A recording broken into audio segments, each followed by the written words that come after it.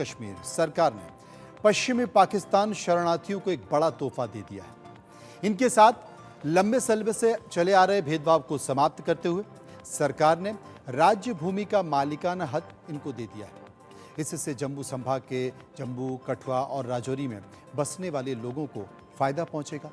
आपको बता दें कि पिछले 70 साल बीत जाने के बाद भी 2019 में इन्हें नागरिकता और वोट देने का अधिकार मिला था।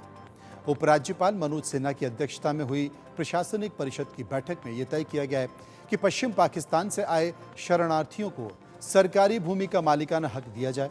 इसके साथ ही 1996 के विस्थापितों को भी मालिकाना हक दिया जाए।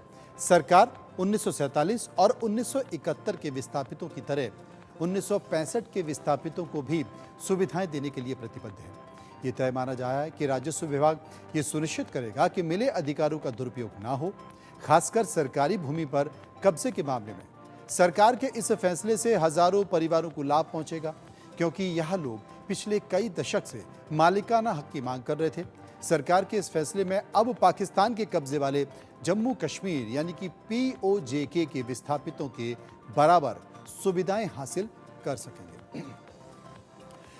सरकारी दस्तावेजों के अनुसार 1947 में देश विभाजन के बाद पश्चिमी पाकिस्तान के कई इलाकों से पलायन कर 5,764 परिवार यहां जम्मू पहुंचे थे और जम्मू संभाग के विभिन्न स्थानों पर ये बस गए थे। और बसने के बाद क्या हुआ, ग्राफिक के जरिए मैं आपको बताता हूं कि बसने के बाद जम्मू के आरएसपुरा के इलाके बाडियाल, काजिया, जंगलैंड, कुतुब, निजाम, चौहाला आदि में ये लोग रहते थे और इसके साथ ही खोड़ में भी इनकी आबादी थी।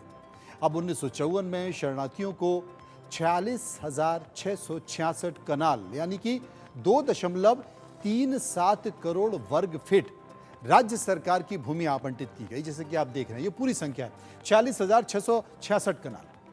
हालांकि पश्चिम पाकिस्तान शरणार्थी संघर्ष समिति का कहना है कि उनके पास 21,159 परिवारों का रिकॉर्ड तो उपलब्ध है। पिछले 60 साल में कठुआ में, हीरानगर, कीड़ियां, गांडियाल और अखनूर में बसे लोगों ने दरिया और खड्ड किनारे की जमीनों को समतल कर खेती करना शुरू कर दिया है। इनके नाम गिरदावरी यानी कि जमीन पर कब्जे और फसल चक्र की रिपोर्ट भी चलती थी। लेकिन 3 साल पहले ये सारी गिरदावरियां कट गईं और यहां सरकारी जमीन का बोर्ड लगा दिया गया और खेती ना करने को कहा गया। हालांकि सरकार ने जमीन वापस नहीं ली है, ये जमीन अब भी इनके कब्जे में है।